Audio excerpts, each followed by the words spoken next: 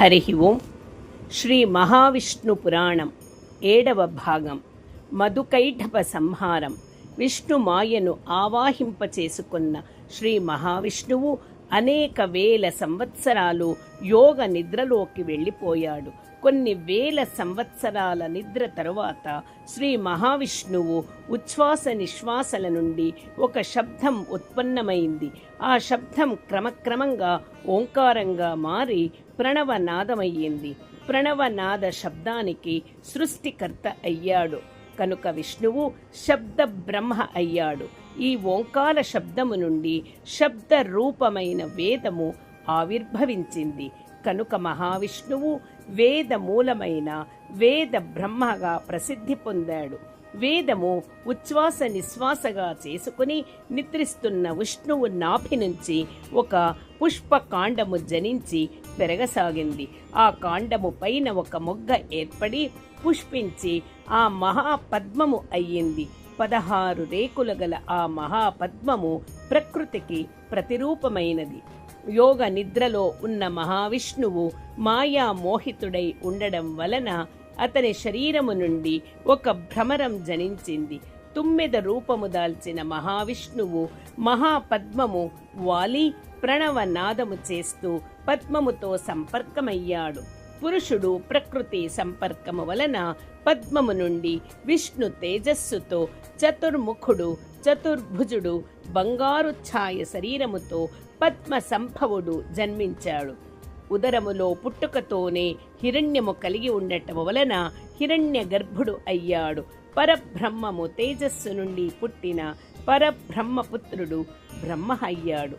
జన్మించిన బ్రహ్మదేవుడు 4 వైపులా 4 ముఖాలతో చూశాడు. అన్ని వైపులా నీరే కనిపించింది. 16 రేకులు కలిగి మహాపద్మములో ఆసీనుడనైన బ్రహ్మ పద్మము యొక్క కాండము వైపు చూశాడు. 100 యోజనాల వరకు దూరము కాండము కింద వైపు కలిగి ఉన్నది. చుట్టూ జలం ఉన్నప్పుడు తను ఎలా జన్మించాడు అనే సందేహం బ్రహ్మకు కలిగింది.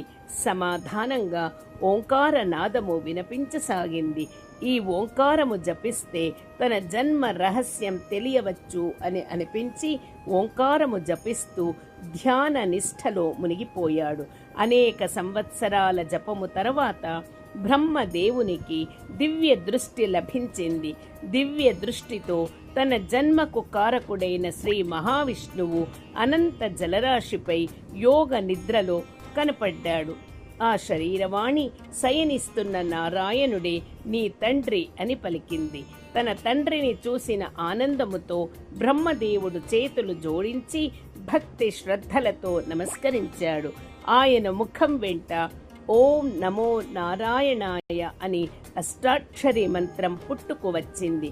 వెంటనే ఆ మంత్రముతో తపస్సు చేయ అన్నట్లు తపః తపః అనే ఆదేశం వినిపించింది. హిరణ్య గర్భుడు నారాయణ మంత్రం జపిస్తూ 1000 సంవత్సరాలు తపస్సు చేశాడు. అయినా తన జన్మ కారణం తన కర్తవ్యం తెలియరాలేదు. చుట్టూ మహాజలది మాత్రమే కనిపిస్తోంది. దివ్య దృష్టితో కనిపించిన తన తండ్రి నారాయణుడు ఎక్కడ ఉన్నాడు, ఆయనను కలిసే మార్గము ఏది అనుకుంటూ చింతాక్రాంతుడైనాడు. అదే సమయములో చాలా కాలము యోగ నిద్రలో ఉన్న మహావిష్ణువు చెవులలో ఏర్పడిన గుబిలి జల ప్రవాహము తాకిడి వలన చెవుల నుండి బయటకు వచ్చింది. విష్ణువుని ఆవరించిన యోగమాయ స్పర్శతో ఆ గుబిలి రూపాలు పొంది మధుకైఠబులు అనే కవల రాక్షస సోదరులుగా జన్మించారు. గుబిలి మాలిన్యముతో నల్లని శరీరము పొందిన వారు మేము ఎవరము అని నామధేయాలు ఏమిటి అని గట్టిగా అరవసాగారు. ఆ శరీరవాణి వారితో మీరు పరబ్రహ్మ చెవి గుబిలి నుండి జన్మించారు.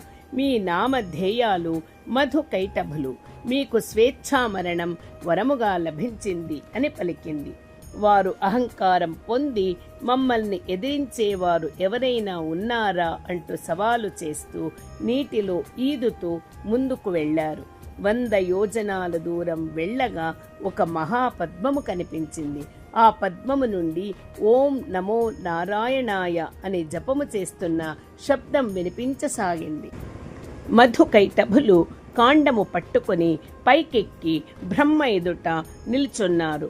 ధ్యాన భంగము కలిగిన బ్రహ్మ కన్నులు తెరచి మధుకైటభులను చూసి ఆశ్చర్యపడ్డాడు. జన్మించిన పిమ్మట తండ్రి మహావిష్ణువు తరువాత చూసినది ఈ ఇరువురు దేహధారులనే. బ్రహ్మ సంశయం తీరుస్తూ, మేము మధుకైటభులము స్వేచ్ఛామరణం వరంగా పొందాము. నీతో యుద్ధం చేసి మా బలం నిరూపించుకుంటాము. ఇంతకీ నీవెవరు అని అడిగారు. బ్రహ్మ, నేను చతుర్ముఖ బ్రహ్మను, పరబ్రహ్మమైన నారాయణుడు నా తండ్రి.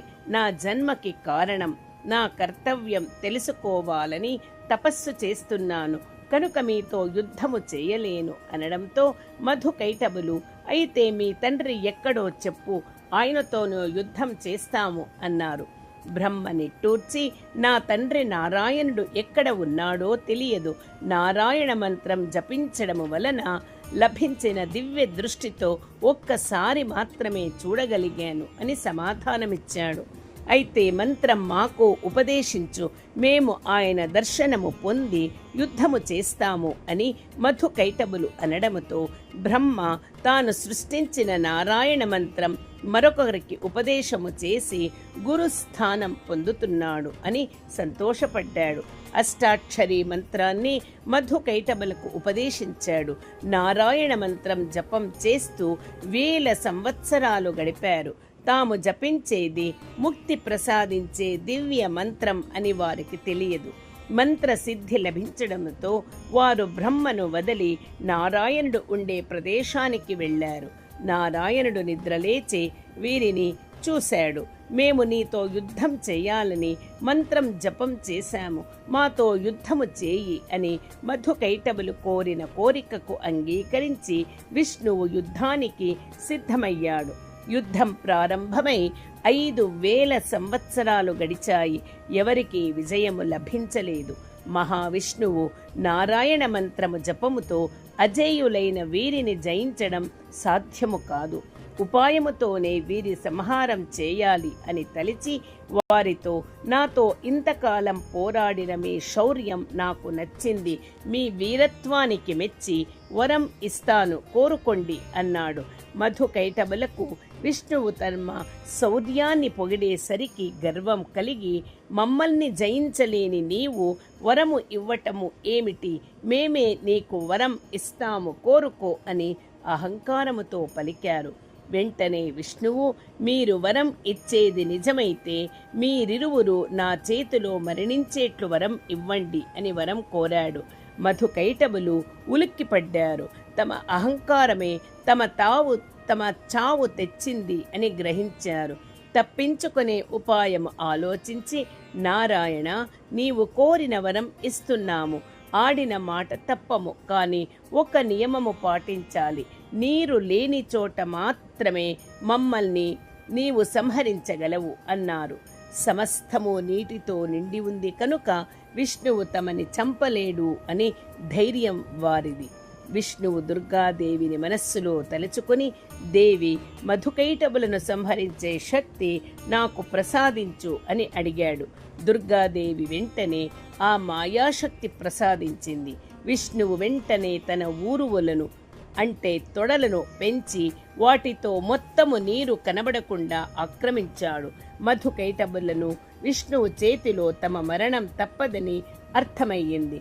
చక్రము ధరించిన విష్ణువు, మీరు కోరుకున్నట్లే నీటి చుక్కలేని నా ఊరువులపై మిమ్మల్ని చక్రాయుధంతో సంహరిస్తాను అన్నాడు. మధుకైటభులని అహంకార మదగర్వాలు వదిలిపోయాయి. భక్తితో చేతులు జోడించి, నారాయణ, నీ అష్టాక్షరీ మంత్రజపముతో మేము ధన్యులమయ్యాము. మాకు ఇస్తామన్న వరం ఇచ్చి మమ్మల్ని చరితార్థులని చేయుము అని కోరారు. తథాస్తు అని శ్రీ మహావిష్ణువు వారిని తన ఊరులపై తీసుకుని చక్రముతో సంహరించాడు. హరి ఓం తత్సత్. శ్రీకృష్ణార్పణమస్తు.